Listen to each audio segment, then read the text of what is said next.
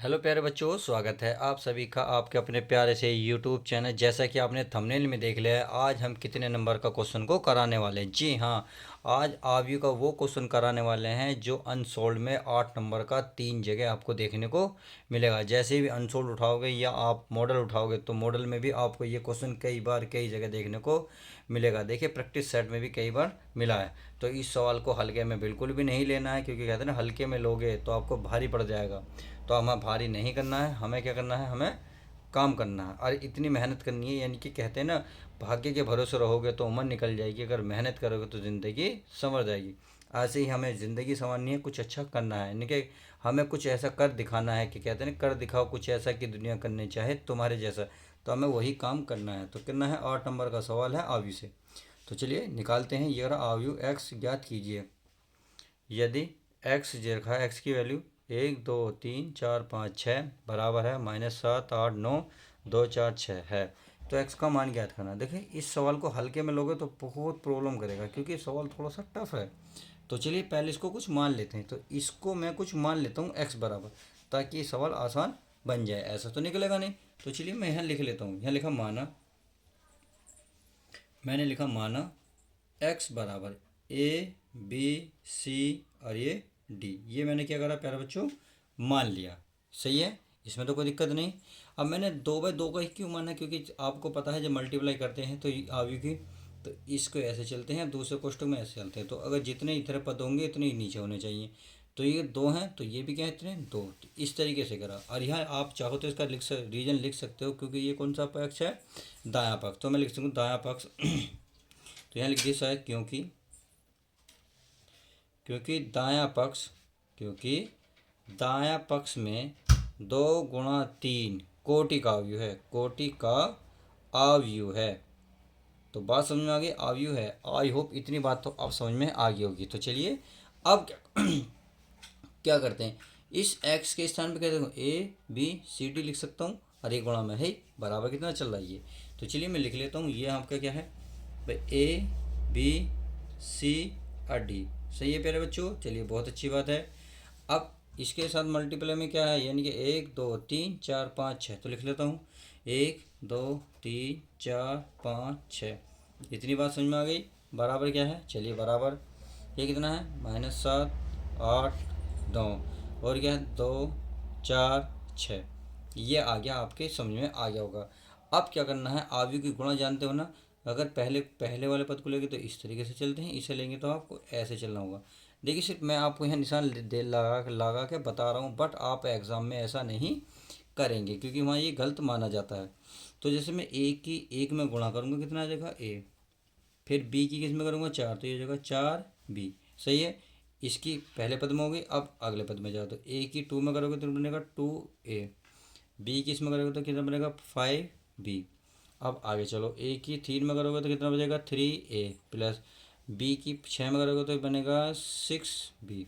I hope इतनी बात समझ में आ गई होगी। ऐसे हम नीचे आ जाओ, तो ऐसी आएगी C+4D। तो लिख सकता हूँ मैं C+4D। आगे चलो, 2C 5D, यानी कि 2C 5D। तो लिख रहा हूँ 2C+5D। आगे चलते हैं, C की 3 में करोगे 3C D6, यानी कि 3C+6D। ये तो रही इसकी मल्टीप्लाई हो गई। आप बराबर के बाद जो है उसको लिख लो, -7 -8 -9। यह है 2 4 6। तो इस तरीके से इतनी मेहनत करिए, देखो, ताकि गुणा करने में कोई दिक्कत ना, क्योंकि रहने मेहनत करना बहुत ज़रूरी है मेरे दोस्त। मेहनत देखो एक ऐसा रहता है जो हमें उस महल तक पहुंचाती है जिसे हम कामयाबी कहते हैं। कहते हैं हारने में बुराई नहीं है, लेकिन हार मान लेने में बुराई है। तो हमें हार नहीं मानना है कि क्वेश्चन इतना लॉन्ग देखा आपने छोड़ दिया, बिल्कुल नहीं। क्वेश्चन बहुत ईजी है, 8 नंबर आपको सीधे सीधे पेपर में देखने को मिल जाएंगे। तो अब क्या करना है, अब इसकी कंपेयर करनी है, यानी कि पहले पद की पहले पद से तुलना, दूसरे पद की दूसरे पद से तुलना, तीसरे की तीसरे से। इस तरीके से मैं तुलना कर सकता हूँ। तो मैं क्या काम करता हूँ, इसकी तुलना कर लेता हूँ इसकी, यानी कि पहले मैं इसकी लिख लूँ भाई A+4B। पहला पद है तो इसमें पहला पद क्या, और बराबर के बाद है तो बराबर के बाद ही लिखेंगे माइनस के साथ। इसे समीकरण 1 लिख देंगे। आप चाहो तो देखो, इनमें से ये उतार लो, ये उतार लो। ये मैं इसलिए उतार रहा हूँ क्योंकि जो समीकरण होगी आसान बन जाएगी हल करने के लिए, क्योंकि हमें तो ए बी सी डी की वैल्यू निकालनी है। तो आप कोई सा भी पद लें, मैं इसको ले रहा हूँ 3a+6b बराबर कितना है भाई, लास्ट वाला पद है तो लास्ट वाला कितना है -9, तो -9 समीकरण बन गई सेकंड। अब क्या करते हैं, देखिए समीकरण अभी मत मानो, इसमें 3 कॉमन नहीं है, 3 में कॉमन लूँगा तो यहाँ बनेगा a+2b।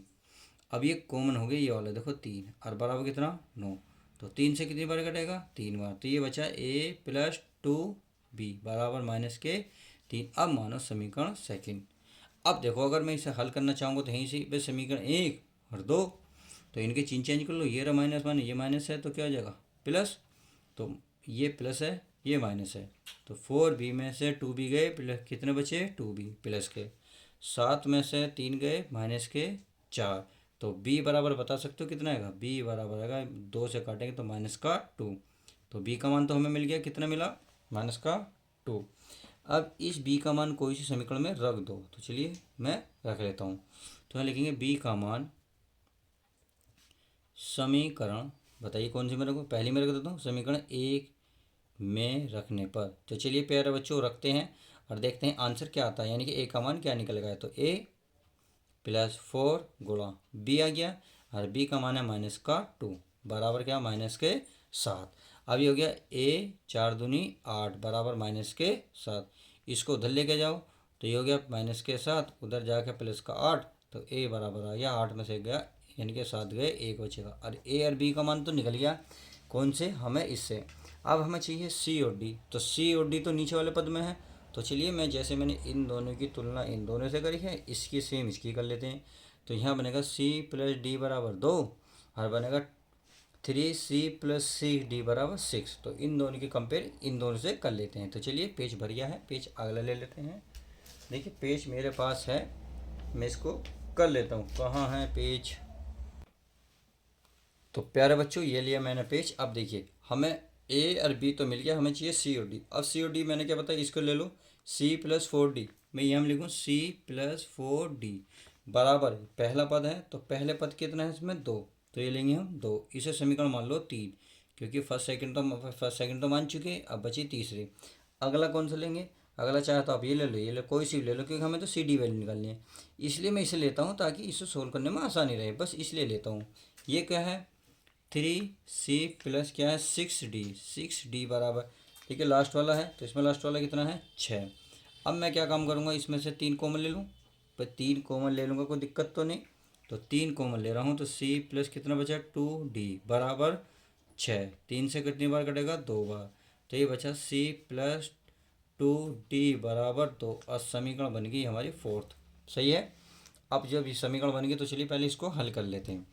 मैं इसको क्या करूँगा, यहाँ लिख सकता हूँ घटाने पर, तो देखेंगे चिन्ह चेंज करेंगे, ये माइनस प्लस कट गए, 4d में से 2d गए तो प्लस के बचे 2d, कितने बचे 2d, 2 में से 2 गए 0, तो d बराबर गुणा की चीज़ जैसी d की गुणा में है 2 भाग में पहुँचाओगे तो क्या बन गया 0, तो d का मान तो हमें मिल गया। सही है। अब हमें किसका मान चाहिए भाई c का, तो कौन सी समीकरण में रखो, कोई सी में भी रख लो, तो चलिए रख लेता हूँ मैं, यहाँ लिखेंगे d का मान समीकरण, तो कौन सी समीकरण में रखो, तीसरे में रख लो, तो 1 2 3, तो 3 में रखने पर, तो चलिए रख लेते हैं। ये आपका c+4d बराबर कितनी है 2, तो चलिए c+4 इंटू डी का मान कितना है 0 बराबर 2, तो आपने देखा ये तो बन गया 0, तो c बराबर कितने निकल गया 2, तो हमें a b c d की तो वैल्यू मिल गई, क्या मिल गई a b c d का मान तो मिल गया। अब करना क्या है दोस्तों, करना कुछ नहीं है, बस अब सवाल को आता है जो आपने माना था, अभी क्या माना था भाई, आपने कुछ माना था ना, देखिए यहाँ लगा माना x बराबर, तो लिख लेते हैं, अतः अभिष्ट x बराबर, तो मैं लिख लेता हूँ, अतः अभिष्ट x बराबर हमने माना था a b c और ये d, सही है। अब इसमें क्या रख दो, इसकी वैल्यू रख दो और आपका आंसर आ जाएगा। तो चलिए वैल्यू ढूंढ लेते हैं, ए का मान कितना है 1 आया, यहाँ हुआ है बी, अरे बी का मान कितना है प्यारे बच्चों -2, आगे का बचा सी का मान कितना है देखिए 2, चलिए 2 रख लो, सही है 2 रख लिया, और क्या बचा है यहाँ बचा प्यारे बच्चों डी, और डी का मान कितना 0। और फाइनली यही आपका अच्छे से आंसर आ गया। तो उम्मीद है इस तरीके से हम जो 8 नंबर का सवाल है अच्छे से कर लेंगे, छोड़ेंगे तो नहीं। तो चलिए वीडियो अच्छी लगी तो लाइक करना ना भूलें। तो चलिए मिलते हैं किसी और नेक्स्ट वीडियो के साथ।